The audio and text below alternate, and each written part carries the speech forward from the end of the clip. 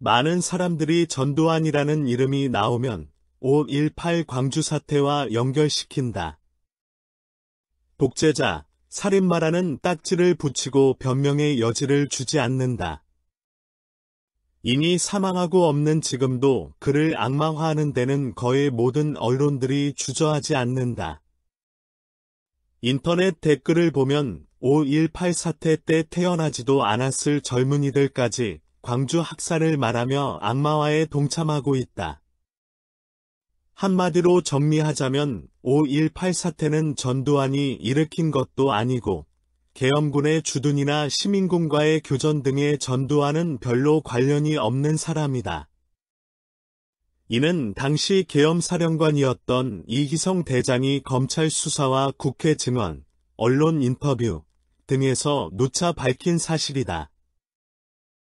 그는 5.18 사태와 관련한 군의 움직임은 모두 계엄사령관이었던 자신의 책임 하에 이뤄진 것으로 전두환과는 아무런 관계가 없다고 단호하게 증언했다. 오히려 5.18 사태가 전두환을 불러내어 대통령을 만든 꼴이다. 여기서는 5.18 사태를 다루고자 하는 것은 아니다. 한국 경제가 전두환 대통령 집권기에 가장 높은 성장률을 기록했고 일반 국민들도 가장 활기차고 안정된 생활을 향유했음을 설명하고자 한다. 그 시대를 겪어본 대부분 국민들은 아마 인정할 것이다. 전라도 사람들도 전두환이 사람을 죽여서 그렇지 정치는 잘했지라고들 한다. 사람을 죽여서라는 전제도 논란이 많은 낙인이다. 여기서는 다루지 않겠다. 전두환은 특히 일본을 다루는 데는 기재였다. 그의 대일 외교 책략은 1981년 1월 말 로널드 레이건 미국 대통령과 정상회담을 하러 가던 비행기 안에서 나왔다고 한다. 그는 레이건을 만나 무슨 얘기를 해야 할지 고심하면서 마침 일본 상공을 지났다. 2차 대전 패전으로 폐허가 되었던 일본이 세계 2위 경제대국이 되어 평화 속의 번영을 누리고 있는 반면 한국은 아직도 경제 성장을 위해 외채를 끌어와 허덕이고 있는 현실에 대한 생각에 미쳤다. 더군다나 무거운 국방의 짐까지 지고 어려움을 겪고 있는 한국 실정에 대한 타개 방안을 찾기에 고심하지 않을 수 없었을 것이다. 기발한 생각이 떠올랐다. 일본이 지금 평화를 누리고 있는 데는 한국의 희생이 크다는 것에 착알했다. 이른바 평화 비용이다. 동행한 국방장관에게 미국 한개 사단을 유지하는데 1년에 드는 비용이 얼마인지를 물어 약 10억 달러라는 대답을 들었다. 그는 한국의 2개 사단이 주둔하고 있으니까 5년으로만 쳐도 일본이 약 100억 달러어치의 평화 비용을 한국에 떠넘기고 있다는 계산을 하게 되었다. 워싱턴에서 레이건을 만나 공식 회담이 끝나갈 무렵 전두환은 이 문제의 말문을 열었다. 한국은 아직도 경제가 취약한데 국민 총생산 600억 달러 중 6%나 국방비에 지출하고 일본은 1조 1600억 달러의 국민 총생산에서 0.09%만 국방비로 부담하고 있다는 사실을 지적하고 이제 일본도 동북아 안보를 위해 부담을 나눠야 하는 것 아니냐고 운을 뗐다. 이어서 주한미군 주둔 비용에 해당하는 만큼을 일본이 한국의 경제협력 및 안보차관으로 지원하도록 레이건 대통령이 영향력을 행사하고 관철되면 그 돈으로 미국의 비행기와 탱크 등 무기를 대량 구입할 수 있다고 설명했다. 레이건 대통령으로부터 이해 없다. 노 디서그리먼트 나는 대답을 받고 돌아와 대일 100억 달러 차관을 밀어붙였다.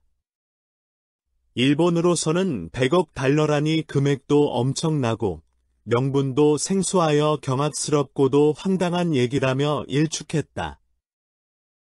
1965년 한일 국교 정상화 이후 15년간 일본이 제공한 대한 경협 자금이 총 13억 달러였던 것을 고려하면 일본 관계자들이 경악할 만한 규모였다. 그러나 한국 측 논리가 워낙 분명하고 미국으로부터도 묵시적 압력을 느끼게 되자 검토하지 않을 수가 없었다. 결국 60억 달러를 협상 테이블에 올려 2년간 협상한 끝에 최종 40억 달러로 합의에 이르렀다. 대단한 창조적 외교 성과였다. 한편 전두환은 1984년 9월 6일 일본을 국빈 방문하였고 일본 천황의 궁성 만찬에 초대되어 전범 당사자였던 히로히토 천황으로부터 직접 사과도 받아냈다. 아울러 나카소네 총리의 사과도 있었다.